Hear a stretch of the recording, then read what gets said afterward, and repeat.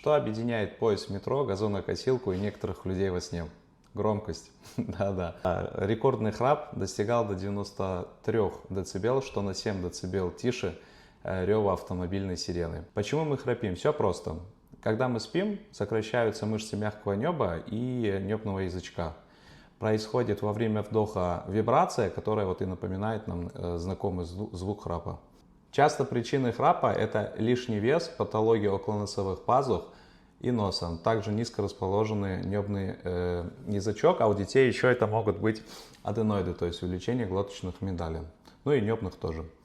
Лечение хирургическое, лазерное, обычно проводится операция или криопластика. Причину храпа установит вам только врач. Храп это не просто неудобство, а признак сигнала организма.